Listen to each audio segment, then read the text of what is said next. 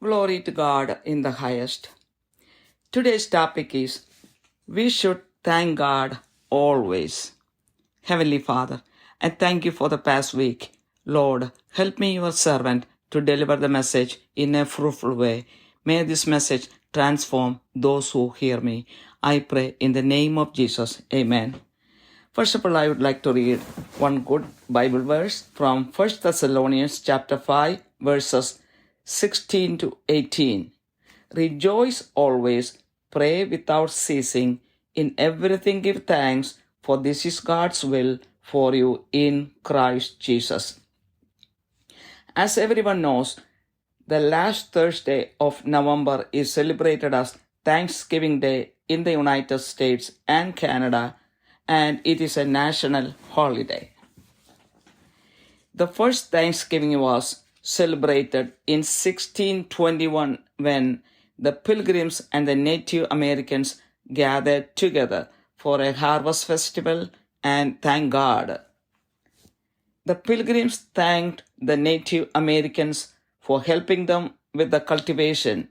Since then, Thanksgiving had been celebrated by different groups in their personal circle. In 1863, President Abraham Lincoln declared a national Thanksgiving in November to celebrate gratitude and unity amidst the turmoil of the Civil War. Since then, families have been coming together on Thanksgiving Day.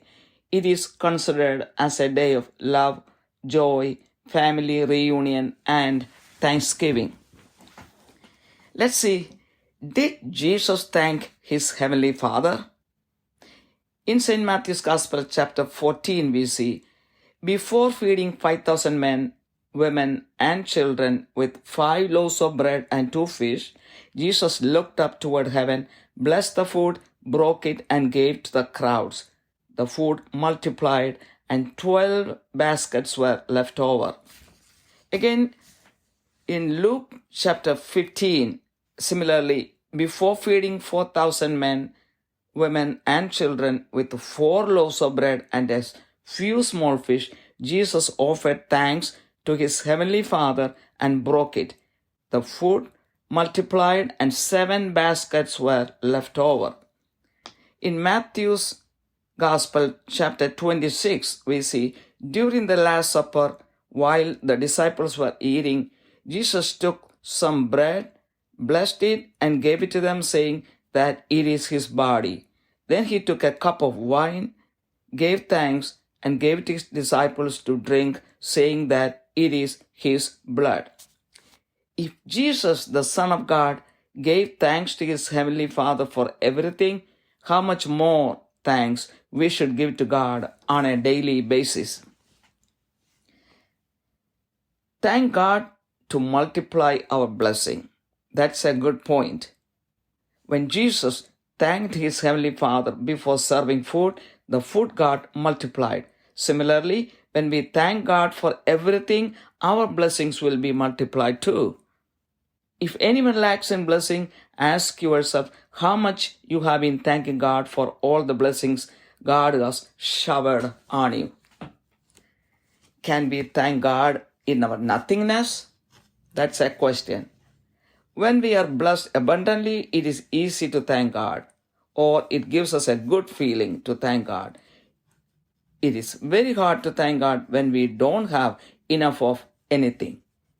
If we can thank God on a daily basis, even in our nothingness, God will be very pleased with us. We will not even realize that God will take care of every aspect of our life in the way He wants. It is an automatic process.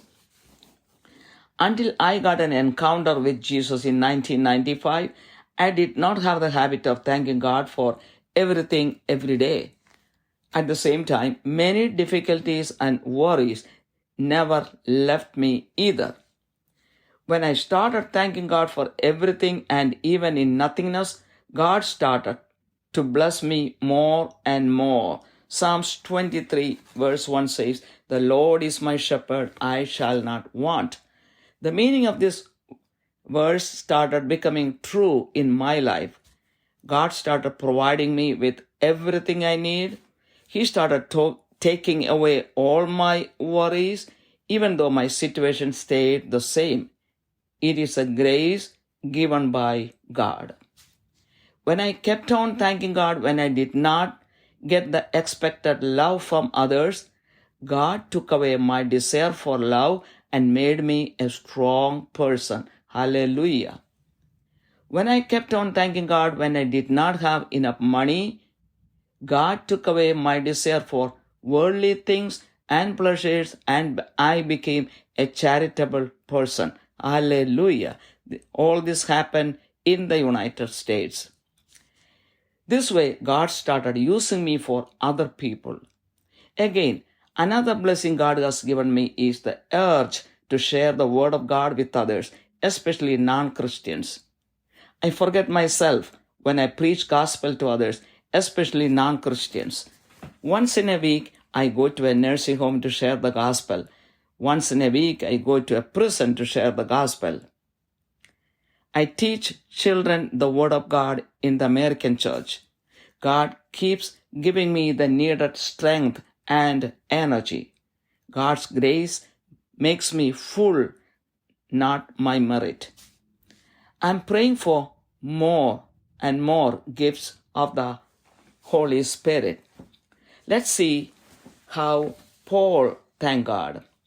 While addressing the church of God in Corinth, Paul thanked God for the grace of God given to them. 1 Corinthians chapter 1 verse 4 says, I thank my God always concerning you for the grace of God which was given you in Christ Jesus. In his letter to the Philippians in chapter 4, Paul addresses his brethren who have the gentle spirit and asks them to rejoice in the Lord always. In Philippians chapter 4 verse 6, he says, be anxious for nothing, but in everything by prayer and supplication with thanksgiving, let your requests be made known to God. We should not stop giving thanks to God even if our prayers are not answered right away. That is very pleasing to God. Our thanksgiving and prayer requests can go hand in hand. Another point is thanksgiving should be part of every prayer. The 4 parts of prayer are adoring God, confessing our sins, thanking God, and supplication or prayer requests. In James chapter 1 verse 17 says, every good and perfect gift is from above, coming down from the Father of the heavenly lights, who does not change like shifting shadows. In 1 Chronicles chapter 16 verse 34, it says, oh, give thanks to the Lord, for he is good, for his loving kindness is everlasting. In Ephesians 5 verse 20, it says, give thanks always and for everything in the name of our Lord Jesus Christ to God the Father. Another point is thank God several times every day. It is a pleasure for me to praise and thank God officially 7 times a day from morning until midnight. I believe that God loves it. When I praise and thank God, disappointments have no place in my life. God always fills my heart with love and peace. Also, we can thank God using 2 or 3 words whenever we want in different circumstances. This will keep all kinds of ill feelings away from us. This way we will not feel the day going, and we will not find time to worry about anything, blame others, gossip about others, and to feel sad about anything. This is my own life experience. It is a kind of privilege or grace. You can feel the same way too. In Colossians chapter 3 verse 15, it says, let the peace of Christ rule in your hearts, to which indeed you were called in one body, and be thankful. Colossians chapter 3 verse 17 says, and whatever you do in word or deed, do all in the name of the Lord Jesus, giving thanks through him to God the Father. Colossians 4 verse 2 says, devote yourselves to prayer, being watchful and thankful. Let's see how David thanked God. David thanked and praised God for everything with a repentant heart. So God fought all the battles for him and made him successful in every step of his life. In Psalm 7 verse 17, he said, I will give thanks to the Lord according to his righteousness, and will sing praise to the name of the Lord Most High. Psalms 28:7 says, the Lord is my strength and my shield. My heart trusts in him, and he helps me. My heart leaps for joy, and with my song I praise him. Psalms 95:2 says, let us come before his presence with thanksgiving. Let us shout joyfully to him with psalms. Psalm 100 verse 4 says, enter his gates with thanksgiving and his courts with praise. Give thanks to him and praise his name. In Revelation chapter 7, we see that all the angels are standing around the throne of God, the multitude of elders dressed in white robes, and the four living creatures, and praising and thanking God. Revelation 7:12, they are saying, Amen. Blessing and glory and wisdom and thanksgiving and honor and power and might be to our God forever and ever. Amen. Thanksgiving is a continuous action happening in heaven. So we should take it as a routine responsibility to thank God for everything whenever possible. Every aspect of our life and every step of our life will go smoothly if the blessing of God is upon us. We should thank God for our life, health, job, family, happiness, food, home, friends, and even for the free oxygen we are able to breathe in. Let each day be a day of thanksgiving until our last breath. Hallelujah. Heavenly Father, bless everyone who hears this message. Lord, help everyone to thank God every day and for everything and get blessed. I pray in the precious name of Jesus Christ. Amen. ദൈവതിരുനാമത്തിന് മഹത്വമുണ്ടായിരിക്കട്ടെ. ഇന്നത്തെ ചിന്താവിഷയം, ദൈവത്തോട് എപ്പോഴും നന്ദി പറയണം. അതിനാധാരമായ ഒരു വചനം വായിക്കട്ടെ. 1 തെസ്സലോനിയൻസ് 5:16 മുതൽ 18 വരെയുള്ള വചനങ്ങൾ പറയുന്നു. എപ്പോഴും സന്തോഷിപ്പിൻ, ഇടപെടാതെ പ്രാർത്ഥിപ്പിൻ, എല്ലാറ്റിനും സ്തോത്രം ചെയ്യുവിൻ. ഇതല്ലോ നിങ്ങളെക്കുറിച്ച് ക്രിസ്തു യേശുവിൽ ദൈവേഷ്ടം എന്ന്. എല്ലാവർക്കും അറിയാവുന്നതുപോലെ നവംബർ മാസത്തിലെ അവസാനത്തെ വ്യാഴാഴ്ചയാണ് കാനഡയിലും അമേരിക്കയിലും താങ്ക്സ് ഗിവിംഗ് ഡേ ആയിട്ട് സെലിബ്രേറ്റ് ചെയ്യുകയും ഒരു ദേശീയ അവധിയായിട്ട് എല്ലാവരും കണക്കാക്കുകയും ചെയ്യുന്നത്. എന്നാൽ ആദ്യത്തെ താങ്ക്സ് ഗിവിംഗ് അമേരിക്കയിൽ എങ്ങനെയായിരുന്നു? 1621 അത് നടക്കുന്നത്. അത് അയർലൻഡിൽ നിന്നുമൊക്കെ വന്ന പിൽഗ്രിംസും ഇവിടെ നേരത്തെ ഉണ്ടായിരുന്ന നേറ്റീവ് അമേരിക്കൻസും കൂടി ഒന്നിച്ചു ചേർന്നിട്ടാണ് ഇത് ആചരിച്ചത്. അവർ ചെയ്തത് ദൈവത്തിന് നന്ദി പറഞ്ഞു. അതുപോലെ തന്നെ പിൽഗ്രിംസിനെ സഹായിച്ചതുകൊണ്ട്, കൃഷിയിലൊക്കെ സഹായിച്ചതുകൊണ്ട് നേറ്റീവ് അമേരിക്കൻസിനെ ആ പിൽഗ്രിംസും അവരോടും നന്ദി പറഞ്ഞു. എന്നാൽ ഒരു ഒഫീഷ്യൽ ഹോളിഡേ ആയിട്ടൊന്നും ആഘോഷങ്ങൾ തുടങ്ങിയിരുന്നില്ല. അനേക നാളുകൾ പല ഗ്രൂപ്പുകളിലായി പേഴ്സണൽ സർക്കിളിൽ താങ്ക്സ് ഗിവിംഗ് ഡേ ആചരിച്ചു പോന്നു. എന്നാൽ ഒഫീഷ്യലായിട്ട് ഒരു ദേശീയ ഒരു അവധിയായിട്ട് പ്രഖ്യാപിച്ചത് 1863 അന്നത്തെ പ്രസിഡന്റായിരുന്ന ഏബ്രഹാം ലിങ്കണാണ് അത് ഒരു നാഷണൽ ഹോളിഡേ ആയിട്ട് പ്രഖ്യാപിച്ചത്. പ്രത്യേകിച്ച് കറുത്തവർഗക്കാരുടെ സ്വാതന്ത്ര്യത്തെ ചൊല്ലിയുള്ള ആഭ്യന്തര യുദ്ധം ഒക്കെ കഴിഞ്ഞതിന് ശേഷം നന്ദിയും ഒരുമയും പ്രഖ്യാപിക്കുവാൻ വേണ്ടിയിട്ട് താങ്ക്സ് ഗിവിംഗ് ഡേ നവംബർ മാസം കൊണ്ടാടണമെന്ന് ഉള്ള ഒരു സജഷൻ മുന്നോട്ട് വെച്ച് പ്രഖ്യാപിച്ചത് ആ പ്രസിഡന്റ് എബ്രഹാം ലിങ്കണാണ്. അതിനുശേഷം ഇന്ന് വരെ ഈ രാജ്യത്ത് അമേരിക്കയിൽ താങ്ക്സ് ഗിവിംഗ് ഡേ ആചരിച്ചു പോരുന്നു. കാനഡയിലും അങ്ങനെ തന്നെ. അത് സ്നേഹത്തിൻ്റെയും സന്തോഷത്തിൻ്റെയും ഫാമിലി റീയൂണിയൻ്റെയും ദൈവത്തിന് നന്ദി പറയുന്നതിൻ്റെയും ആയ ഒരു ദിവസമായിട്ട് എല്ലാവരും അതിനെ കണക്കാക്കുന്നു. യേശു ക്രിസ്തു പിതാവായ ദൈവത്തിന് നന്ദി പറഞ്ഞിരുന്നോ എന്ന് നമുക്ക് നോക്കാം. മത്തായിയുടെ സുവിശേഷം 14 അധ്യായത്തിൽ 5 അപ്പം കൊണ്ടും 2 മീനും കൊണ്ടും 5000 പുരുഷന്മാരെയും സ്ത്രീകളെയും കുട്ടികളെയും തീറ്റിപ്പോറ്റുന്നതിന് മുമ്പായിട്ട് ഈ ഭക്ഷണം എടുത്ത് അത് അനുഗ്രഹിച്ച് നുറുക്കി എല്ലാവർക്കും കൊടുത്തു. അതിനു മുമ്പ് സ്വർഗത്തിലേക്ക് നോക്കിക്കൊണ്ടാണ് യേശു ഇങ്ങനെ ചെയ്തത്. അപ്പോൾ ആ ഭക്ഷണം വർത്തിച്ച് എല്ലാവരും തിന്ന് 12 കുട്ട ഭക്ഷണം മിച്ചം വരികയും ചെയ്തു. ലൂക്കായുടെ സുവിശേഷം 15 അധ്യായത്തിലും അതുപോലെ തന്നെയുള്ള ഒരു സംഭവം നടക്കുന്നുണ്ട്. 4 അപ്പം കൊണ്ടും ഏതാനും ചെറിയ മീനുകൾ കൊണ്ടും 4000 പുരുഷന്മാരെയും സ്ത്രീകളെയും കുട്ടികളെയും തീറ്റിപ്പോറ്റുന്നത് നമ്മൾ കാണാം. അവിടെയും യേശു സ്വർഗസ്ഥനായ പിതാവിന് നന്ദി അർപ്പിച്ചതിന് ശേഷമാണ് ആ ഭക്ഷണം നുറുക്കി മറ്റുള്ളവർക്ക് കൊടുത്ത് ആ ഭക്ഷണം മൾട്ടിപ്ലൈ ചെയ്യുകയും, അതായത് അനേക മടങ്ങ് വർദ്ധിച്ചു. 7 കൊട്ടകൾ എല്ലാവരും കഴിച്ചതിന് ശേഷം മിച്ചം വരുന്നത് നമ്മൾ കാണുന്നു. മത്തായിയുടെ സുവിശേഷം 26 അധ്യായത്തിൽ അവസാനത്തെ അത്താഴത്തിൻ്റെ ആ ഒരു സാഹചര്യം നമ്മൾ കാണുന്നു.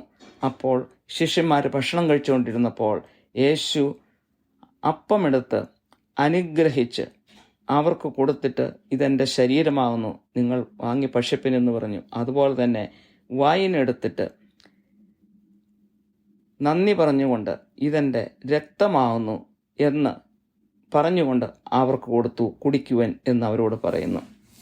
അപ്പോൾ ദൈവപുത്രനായ യേശു ക്രിസ്തു പിതാവായ ദൈവത്തിന് എല്ലാത്തിനും മുമ്പ് നന്ദി പറഞ്ഞിട്ടുണ്ടെങ്കിൽ നമ്മുടെ ജീവിതത്തിൽ എന്തുമാത്രം നന്ദി ദൈവത്തോട് പറയണമെന്ന് നമ്മൾ ഓരോരുത്തരും ചിന്തിച്ചു നോക്കുക. നമ്മുടെ അനുഗ്രഹങ്ങൾ വർദ്ധിക്കണമെങ്കിൽ ദൈവത്തോട് നന്ദി പറയണം. യേശു ദൈവത്തോട് നന്ദി പറഞ്ഞു, പിതാവായ ദൈവത്തോട് നന്ദി പറഞ്ഞ് അവർക്ക് അപ്പം കൊടുത്തപ്പോൾ അല്ലെങ്കിൽ വൈൻ കൊടുത്തപ്പോൾ അത് വർദ്ധിക്കുന്നതായിട്ട് നമ്മൾ കാണുന്നു, അനേകം മടങ്ങായിട്ട്. അതുപോലെ തന്നെ നമ്മുടെ ജീവിതത്തിലും എല്ലാ കാര്യങ്ങളിലും നമ്മുടെ ജീവിതത്തിൻ്റെ എല്ലാ മേഖലകളിലും അനുഗ്രഹമുണ്ടാകണമെങ്കിൽ നമ്മൾ ദൈവത്തിന് എല്ലാത്തിനും മുമ്പ് നന്ദി പറയണം, എപ്പോഴും നന്ദി പറയണം. എങ്കിൽ മാത്രമേ അനുഗ്രഹങ്ങൾ വർദ്ധിക്കുകയുള്ളൂ. അടുത്ത ഒരു ചോദ്യം, ഒന്നുമില്ലായ്മയിൽ ദൈവത്തിന് നന്ദി പറയണോ? നന്ദി പറയണമെന്ന് തന്നെയാണ് ഞാൻ പറയുന്നത്. നമുക്കെല്ലാം ഉള്ളപ്പോൾ ദൈവത്തിന് നന്ദി പറയാൻ വളരെ എളുപ്പമാണ്. എന്നാൽ ഒന്നുമില്ലാത്ത ഒരു സാഹചര്യത്തിൽ ദൈവത്തിന് നന്ദി പറയാൻ വളരെ ബുദ്ധിമുട്ടാണ്. എന്നാൽ അങ്ങനെയുള്ള സാഹചര്യത്തിലും ഒന്നുമില്ലായ്മയിലും എല്ലാ ദിവസവും ദൈവത്തിന് എല്ലാ കാര്യത്തിലും നന്ദി പറയുക തന്നെ ചെയ്യണം എന്നാണ് ഞാൻ പറയുന്നത്. എങ്കിൽ മാത്രമേ ദൈവം നമ്മളിൽ പ്രസാദിക്കുകയുള്ളൂ. അപ്പോൾ ദൈവം നമ്മുടെ ജീവിതത്തിൻ്റെ എല്ലാ മേഖലയും ഏറ്റെടുത്ത് വിജയപ്രദമായിട്ട് നടത്തുന്നത് കാണാൻ സാധിക്കും. ഇതൊരു ഓട്ടോമാറ്റിക് പ്രോസസ്സാണ്. 1995 യേശുവിൻ്റെ ഒരു എൻകൗണ്ടർ എനിക്ക് ഉണ്ടാകുന്നത് വരെ ദൈവത്തിന് എപ്പോഴും നന്ദി പറയുന്നൊരു സ്വഭാവമൊന്നും എനിക്കില്ലായിരുന്നു. അത് തന്നെയുമല്ല, ആ സമയങ്ങളിൽ ബുദ്ധിമുട്ടുകളും വറീസും ഒന്നും എന്നെ വിട്ടൊഴിഞ്ഞ് മാറിയുമില്ല. എന്നാൽ ഞാൻ ദൈവത്തിന് നന്ദി പറയാൻ തുടങ്ങിയപ്പോൾ, അതും ഇല്ലായ്മയിലും നന്ദി പറയാൻ തുടങ്ങിയപ്പോൾ ദൈവം അനേകം തരത്തിൽ അനുഗ്രഹങ്ങൾ തന്നുകൊണ്ട് എന്നെ വഴി നടത്തുവാൻ തുടങ്ങി. സങ്കീർത്തനം 23:1 പറയുന്നു, യഹോവ എൻ്റെ ഇടയനാകുന്നു, എനിക്ക് മുട്ടുണ്ടാകില്ല എന്ന്. ഈ വചനത്തിൻ്റെ അർത്ഥം എന്താണെന്ന് മനസ്സിലാക്കിയതും അക്ഷരാർത്ഥത്തിൽ എൻ്റെ ജീവിതത്തിൽ നിറവേറിയതും അതിനുശേഷമാണ്. അപ്പോൾ ദൈവം എനിക്ക് ആവശ്യമുള്ളതെല്ലാം തരുവാൻ തുടങ്ങി. എൻ്റെ വറികളും ഭാരങ്ങളും എന്നിൽ നിന്നും നീങ്ങിപ്പോവാൻ തുടങ്ങി. അത് ദൈവം തന്ന ഒരു കൃപയായിട്ട് ഞാൻ മനസ്സിലാക്കുന്നു. മറ്റുള്ളവരുടെ സ്നേഹം കിട്ടാത്ത ആ ഒരു മനസ്സിൻ്റെ വിഷമം എപ്പോഴും ഉണ്ടായിരുന്നു. എന്നാൽ അതിന് നന്ദി പറയാൻ തുടങ്ങിയപ്പോൾ മറ്റുള്ളവരുടെ സ്നേഹം കിട്ടണമെന്നുള്ള ആ ഒരു ആഗ്രഹം എൻ്റെ മനസ്സിൽ നിന്ന് നീങ്ങിപ്പോയി. അങ്ങനെ ഞാൻ ശക്തിയുള്ള ഒരു സ്ട്രോങ് വ്യക്തിത്വത്തിൻ്റെ ഉടമയാകുവാൻ തുടങ്ങി. ഹല്ലേലൂയ. അതുപോലെ സാമ്പത്തിക ബുദ്ധിമുട്ടുകൾ വന്നപ്പോൾ ദൈവത്തിന് നന്ദി പറയാൻ തുടങ്ങിയപ്പോൾ ഈ ലോകത്തിൻ്റെ ആ എല്ലാ കാര്യങ്ങളിലുമുള്ള ആഗ്രഹങ്ങൾ, സാധനങ്ങളോടുള്ള, ലോകത്തിൻ്റെ സുഖസൗകര്യങ്ങളോടുള്ള ആഗ്രഹങ്ങൾ ദൈവം എന്നിൽ നിന്നും എടുത്തു മാറ്റി. ഹല്ലേലൂയ. അപ്പോൾ ഞാനൊരു ചാരിറ്റബിൾ വ്യക്തിയാകാൻ തുടങ്ങി. ഒരു ചാരിറ്റബിൾ ഓർഗനൈസേഷൻ തന്നെ ഞാൻ രൂപീകരിക്കാൻ തുടങ്ങി. അപ്പോൾ ദൈവം ഏറ്റെടുക്കുമ്പോൾ ദൈവം കൈകാര്യം ചെയ്യുന്നത് ഒരു പ്രത്യേക രീതിയിലാണ്, നമ്മൾ ഉദ്ദേശിക്കുന്ന രീതിയിലല്ല. വീണ്ടും എൻ്റെ ജീവിതത്തിൽ ദൈവം അത്ഭുതങ്ങൾ ചെയ്യുവാൻ തുടങ്ങി. എനിക്ക് വചനത്തോട് സ്നേഹം തോന്നുവാൻ തുടങ്ങി. ദൈവവചനം മറ്റുള്ളവരെ അറിയിക്കുവാനുള്ള ആഗ്രഹം തോന്നി. പ്രത്യേകിച്ച് അക്രൈസ്തവരായിട്ടുള്ള വ്യക്തികളോട് ദൈവവചനം അറിയിക്കണമെന്നുള്ളൊരു ആഗ്രഹം തോന്നി. അപ്രകാരം ഞാൻ ചെയ്യുവാൻ തുടങ്ങി. ഞാൻ റിട്ടയർ ചെയ്ത് കഴിഞ്ഞുള്ള എൻ്റെ സമയം മുഴുവനും തന്നെ ഇങ്ങനെയുള്ള കാര്യങ്ങൾക്ക് വേണ്ടിയിട്ട് ചെലവഴിക്കാൻ ആഗ്രഹിക്കുകയും അങ്ങനെ തന്നെ പ്രവർത്തിക്കുകയും ചെയ്യുന്നു. നഴ്സിംഗ് ഹോമുകളിൽ പോയി പ്രായമായവരോട് സുവിശേഷം പങ്കുവയ്ക്കുന്നു. ജയിലിൽ പോയി അവിടെ താമസിക്കുന്ന ജയിൽ കിടക്കുന്ന ആളുകളോട്, പ്രിസണേഴ്സിനോട് ദൈവവചനം പറയാൻ തുടങ്ങി. അതുപോലെ അമേരിക്കൻ ചർച്ചിൽ കുട്ടികളോട് ദൈവവചനം പറയാൻ തുടങ്ങി. അങ്ങനെ എവിടെയൊക്കെ സാഹചര്യങ്ങൾ കിട്ടുന്നോ ഇതെല്ലാം വോളണ്ടിയർ വർക്കായിട്ട് ഞാൻ പ്രവർത്തിക്കാൻ തുടങ്ങി. ഇതെല്ലാം ദൈവം തരുന്ന കൃപ കൊണ്ട് മാത്രമാണ്. ദൈവത്തിൻ്റെ പരിശുദ്ധാത്മാവിൻ്റെ വരദാനങ്ങൾ കൂടുതലായി ലഭിക്കുവാൻ ഞാൻ ആഗ്രഹിക്കുന്നു. കാരണം അത് മറ്റുള്ളവർക്ക് വേണ്ടി ഉപയോഗിക്കുവാനായിട്ട് ദൈവം അനുഗ്രഹിക്കുവാൻ വേണ്ടി ഞാൻ പ്രാർത്ഥിക്കുന്നു. ഇനിയും പൗലോസ് എങ്ങനെ ദൈവത്തോട് നന്ദി പറഞ്ഞുവെന്ന് നമുക്ക് നോക്കാം. കൊറിന്ത് സഭയിലുള്ള വ്യക്തികളെ അഡ്രസ്സ് ചെയ്തുകൊണ്ട് ജെന്റിൽ സ്പിരിറ്റുള്ള ആളുകളെക്കുറിച്ച് അവിടെ പറയുന്നത് ഇങ്ങനെയാണ്. പൗലോസ് പറയാണ്, 1 കൊറിന്ത്യർ 1:4 പറയുന്നു, നിങ്ങൾക്ക് ക്രിസ്തുയേശുവിൽ നൽകപ്പെട്ട ദൈവകൃപ നിമിത്തം ഞാൻ എൻ്റെ ദൈവത്തിന് നിങ്ങളെക്കുറിച്ച് എപ്പോഴും സ്തോത്രം ചെയ്യുന്നുവെന്ന് പൗലോസ് പറയുന്നു. അതുപോലെ തന്നെ ഫിലിപ്പൈൻസിന് എഴുതിയ ലേഖനം അതിൻ്റെ 4-ാം അധ്യായത്തിൽ ജെന്റിൽ സ്പിരിറ്റുള്ള ആ സഹോദരങ്ങളോട് പറയുകയാണ്. ഫിലിപ്പൈൻസ് 4:6 ഒന്നിനെക്കുറിച്ചും വിചാരപ്പെടരുത്, എല്ലാറ്റിലും പ്രാർത്ഥനയാലും അപേക്ഷയാലും നിങ്ങളുടെ ആവശ്യങ്ങൾ സ്തോത്രത്തോടുകൂടി ദൈവത്തോട് അറിയിക്കേണ്ടത് അത്രേ വേണ്ടത് എന്ന്. അതുപോലെ തന്നെ നമ്മുടെ പ്രാർത്ഥന ആവശ്യങ്ങൾ ദൈവം അപ്പോൾ തന്നെ കേട്ടില്ലെങ്കിലും ദൈവത്തിന് നന്ദി പറയുന്നത് നമ്മൾ നിർത്താൻ പാടില്ല. കാരണം അപ്പോൾ ദൈവം നമ്മളിൽ പ്രസാദിക്കും. അപ്പോൾ നമ്മുടെ പ്രാർത്ഥനാ യാചനകൾ ദൈവം കേൾക്കുവാൻ കുറച്ചുകൂടെ എളുപ്പമുണ്ട്. അതുപോലെ തന്നെ നമ്മുടെ എല്ലാ പ്രാർത്ഥനയിലും നന്ദി പറയുന്നത് അതിൻ്റെ ഒരു ഭാഗമായിരിക്കണം. ഒരു പ്രാർത്ഥനയ്ക്ക് 4 ഘടകങ്ങളുണ്ടല്ലോ. ദൈവത്തെ ആരാധിക്കുക, നമ്മുടെ പാപങ്ങൾ ഏറ്റുപറയുക, ദൈവത്തോട് നന്ദി പറയുക, നമ്മുടെ പ്രാർത്ഥനാ ആവശ്യങ്ങൾ സമർപ്പിക്കുക. യാക്കോബിൻ്റെ ലേഖനം 1:17 പറയുന്നു, എല്ലാ നല്ല ദാനവും തികഞ്ഞ വരമൊക്കെയും ഉയരത്തിൽ നിന്ന് വെളിച്ചങ്ങളുടെ പിതാവങ്ങളിൽ നിന്ന് ഇറങ്ങി വരുന്നു, അവന് വികാരമോ ഗതിഭേദത്താലുള്ള ആച്ഛാദനമോ ഇല്ല എന്ന്. 1 ദിനവൃത്താന്തം 16:34 പറയുന്നു, യഹോവയ്ക്ക് സ്തോത്രം ചെയ്യുവിൻ, അവൻ നല്ലവനല്ലോ, അവൻ്റെ ദയ എന്നേക്കുമുള്ളത് എന്ന്. എഫേഷ്യൻസ് 5:20 പറയുന്നു, നമ്മുടെ കർത്താവായ യേശുക്രിസ്തുവിൻ്റെ നാമത്തിൽ ദൈവവും പിതാവുമായവന് എല്ലായ്പ്പോഴും എല്ലാറ്റിനും വേണ്ടി സ്തോത്രം ചെയ്തുകൊള്ളുവിൻ. അടുത്ത പോയിന്റ്, ഒരു ദിവസം അനേക പ്രാവശ്യം ദൈവത്തോട് നന്ദി പറയുക. ഒഫീഷ്യലായിട്ട് ഞാൻ ഒരു ദിവസം രാവിലെ എഴുന്നേറ്റാൽ ഒരു പാതിരാ വരെ 7 തവണ ദൈവത്തോട് നന്ദി പറയാണ്ട്. അത് ഔദ്യോഗികമായിട്ട് അത് ദൈവത്തിന് ഇഷ്ടമാണെന്ന് ഞാൻ വിശ്വസിക്കുന്നു. ഞാൻ അങ്ങനെ ദൈവത്തോട് നന്ദി പറയുകയും ദൈവത്തെ സ്തുതിക്കുകയും ചെയ്യുമ്പോൾ എല്ലാ ഡിസപ്പോയിൻമെൻറ്റ്സും, അതായത് നിരാശകളും മോഹഭംഗങ്ങളും എല്ലാം എൻ്റെ ജീവിതത്തിൽ നിന്ന് വിട്ടുപോകും. അതിന് എൻ്റെ ജീവിതത്തിൽ യാതൊരു സ്ഥാനവുമില്ല. കാരണം എനിക്കതേക്കുറിച്ച് ചിന്തിക്കാൻ പോലും സമയമില്ല. ദൈവം സ്നേഹം കൊണ്ടും സമാധാനം കൊണ്ടും എൻ്റെ ഹൃദയത്തെ നിറയ്ക്കുന്നു. നമ്മൾ ഔദ്യോഗികമായിട്ടല്ലെങ്കിലും 2-3 വാക്കുപയോഗിച്ച് നമുക്ക് ദൈവത്തോട് നന്ദി പറയാം. നമ്മുടെ ഹൃദയത്തിൽ ഒന്ന് വിചാരിച്ചാലും മതി, നന്ദിയെ ദൈവമേ എന്നൊന്ന് വിചാരിച്ചാലും മതി. അങ്ങനെയൊക്കെ നമ്മൾ ചെയ്തൊരു ദിവസം നമ്മൾ മുന്നോട്ട് പോകുമ്പോൾ യാതൊരു തരത്തിലുള്ള സങ്കടങ്ങളും വേദനകളും ആകുലതകളും നമ്മുടെ മനസ്സിനെ തട്ടിയില്ല എന്നുള്ളതാണ് വാസ്തവം. അതാണ് എൻ്റെ ജീവിതത്തിൽ ഉള്ള ഒരു അനുഭവം. മറ്റുള്ളവരെക്കുറിച്ച് നമ്മൾ വറി ചെയ്യുവാനും മറ്റുള്ളവരെ ബ്ലെയിം ചെയ്യുവാനും നമ്മൾ മറ്റുള്ളവരെക്കുറിച്ച് അനാവശ്യമായ കാര്യങ്ങൾ പറയുവാനും ദുഃഖിച്ചുകൊണ്ടിരിക്കുവാനും സങ്കടപ്പെട്ടുകൊണ്ടിരിക്കുവാനും ഒന്നും നമുക്ക് സമയം കിട്ടത്തില്ല.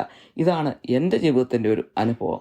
കാരണം എപ്പോഴും ദൈവത്തിന് നന്ദിയും സ്തുതിയും സ്തോത്രവും കൊടുത്ത് നടക്കുമ്പോൾ ഇതിനൊന്നും പിന്നെ സമയമില്ല. അപ്പോൾ ഇതെല്ലാം ഇങ്ങനെയൊക്കെ ചെയ്യുവാൻ സാധിക്കുന്നത് ദൈവത്തിൻ്റെ ഒരു കൃപ മാത്രമാണ്. ആ കൃപ മറ്റുള്ളവർക്കും ഉണ്ടാകട്ടെ എന്ന് ഞാൻ പ്രാർത്ഥിക്കുന്നു. ആർക്കും ഇത് കിട്ടാവുന്ന ഒരു കൃപയാണ്.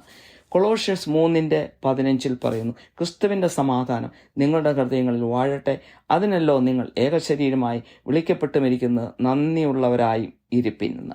കൊളോഷ്യൻസ് 3:17 പറയുന്നു, വാക്കിനാലോ ക്രിയയാലോ എന്ത് ചെയ്താലും സകലവും കർത്താവായ യേശുവിൻ്റെ നാമത്തിൽ ചെയ്തും അവൻ മുഖാന്തരം പിതാവായ ദൈവത്തിന് സ്തോത്രം പറഞ്ഞുകൊണ്ടും ഇരിപ്പിൻ.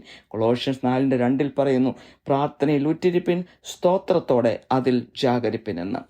ദാവീദിന്റെ ജീവിതത്തിലേക്ക് നോക്കിയാൽ എല്ലാത്തിനും ദാവീദ് അനുതാപമുള്ള ഹൃദയത്തോടുകൂടി ദൈവത്തിന് നന്ദി അർപ്പിച്ചു. അതുകൊണ്ട് എല്ലാ യുദ്ധങ്ങളും അവന് വേണ്ടി ദൈവം തന്നെ നടത്തി എല്ലാത്തിലും അവൻ വിജയം വരിക്കുകയും ചെയ്തു. സങ്കീർത്തനം 7:17 ദാവീദ് പറഞ്ഞു, ഞാൻ യഹോവയെ അവൻ്റെ നീതിക്ക് തക്കവണ്ണം സ്തുതിക്കും, അത്യുന്നതനായ യഹോവയുടെ നാമത്തിന് സ്തോത്രം പാടുമെന്ന്. സങ്കീർത്തനം 28:7 പറയുന്നു, യഹോവ എൻ്റെ ബലവും എൻ്റെ പരിചയമാവുന്നു, എൻ്റെ ഹൃദയം അവങ്കൽ ആശ്രയിച്ചു, എനിക്ക് സഹായവും ലഭിച്ചു, അതുകൊണ്ട് എൻ്റെ ഹൃദയം ഉല്ലസിക്കുന്നു, പാട്ടോടെ ഞാൻ അവനെ സ്തുതിക്കുന്നു. സങ്കീർത്തനം 95:2 പറയുന്നു, നാം സ്തോത്രത്തോടെ അവൻ്റെ സന്നിധിയിൽ ചെല്ലുക, സങ്കീർത്തനങ്ങളോടുകൂടി അവനെ ഘോഷിക്കുക. സങ്കീർത്തനം 100:4 പറയുന്നു, അവൻ്റെ വാതിലുകളിൽ സ്തോത്രത്തോടും അവൻ്റെ പ്രാകാരങ്ങളിൽ സ്തുതിയോടും കൂടി വരുവിൻ, അവൻ സ്തോത്രം ചെയ്ത് അവൻ്റെ നാമത്തെ വാഴ്ത്തുവിൻ എന്ന്. റെവലേഷൻസ് വെളിപാട് 7-ാം അധ്യായത്തിൽ മാലാഖമാർ ദൈവസിംഹാസനത്തിന് ചുറ്റും, അതുപോലെ വെള്ളയങ്കി ധരിച്ച അനേകം മൂപ്പന്മാരുടെ ചുറ്റും, അതുപോലെ 4 ജീവികളുടെയും ചുറ്റും നിന്നോട് ദൈവത്തിന് സ്തുതിയും നന്ദിയും കൊടുത്തുകൊണ്ട് പാടി പുകഴ്ത്തി. അതിൻ്റെ 7:12 പറയുന്നു, നമ്മുടെ ദൈവത്തിന് എന്നേക്ക് സ്തുതിയും മഹത്വവും ജ്ഞാനവും സ്തോത്രവും ബഹുമാനവും ശക്തിയും ബലവും ആമേൻ എന്ന് പറഞ്ഞ് ദൈവത്തെ അവർ നമസ്കരിച്ചു. ഇതിൽ നിന്നെല്ലാം നമുക്ക് മനസ്സിലാകുന്ന നന്ദി പ്രകാശനം, ദൈവത്തിന് നന്ദി കൊടുക്കുക എന്നുള്ളത് നമ്മൾ എപ്പോഴും എല്ലാ സമയത്തും നിർവഹിക്കേണ്ട കാര്യമാണ്. കാരണം സ്വർഗത്തിൽ എപ്പോഴും ദൈവത്തിന് സ്തുതിയും നന്ദിയും കരേറ്റിക്കൊണ്ടാണ് മാലാഖമാർ അവിടെ നിൽക്കുന്നത്. അപ്പോൾ നമ്മുടെയും ജീവിതത്തിൽ എല്ലാ ദിനവും അനുദിനവും അനേക സമയം ദൈവത്തിന് നന്ദി കൊടുക്കേണ്ടത് നമ്മുടെ ഒരു ഉത്തരവാദിത്തമായിട്ട് നമ്മൾ ഓരോരുത്തരും ഏറ്റെടുക്കണം. നമ്മുടെ ജീവിതത്തിൻ്റെ ഓരോ മേഖലയിലും എല്ലാ അവസരങ്ങളിലും അനുഗ്രഹങ്ങൾ പ്രാപിക്കണമെങ്കിൽ നമ്മൾ ഈ നന്ദി പ്രകാശനം നമ്മൾ എപ്പോഴും ചെയ്തുകൊണ്ടിരിക്കണം. നമ്മൾ എല്ലാത്തിനും നന്ദി പറയണം. നമ്മുടെ ജീവന് വേണ്ടി ആരോഗ്യം, ജോലി, കുടുംബം, നമ്മുടെ സന്തോഷം, ഭക്ഷണം, നമ്മുടെ ഭവനം, നമ്മുടെ സുഹൃത്തുക്കൾ, തന്നെയുമല്ല നമ്മൾ ഓരോ മിനിറ്റിലും ശ്വസിക്കുന്ന ഓക്സിജന് പോലും നന്ദി പറഞ്ഞുകൊണ്ട് നമ്മുടെ ഓരോ ദിവസവും നമ്മൾ മുന്നോട്ട് കൊണ്ടുപോകണം. അവസാന അന്ത്യശ്വാസം വരെ അങ്ങനെയാണ് നമ്മൾ ഓരോരുത്തരും ചെയ്യേണ്ടത്. അങ്ങനെ നമ്മൾ അനുഗ്രഹം പ്രാപിക്കും, ദൈവം നമ്മളിൽ പ്രസാദിക്കും, നമ്മൾ അനുഗ്രഹത്തിൽ മുന്നേറും. ഇതോടെ ഈ വചന ശുശ്രൂഷ ഇവിടെ അവസാനിക്കുന്നു.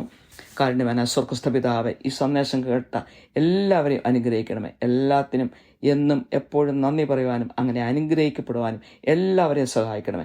യേശു ക്രിസ്തുവിൻ്റെ വിലയേറിയ നാമത്തിൽ തന്നെ, ആമേൻ.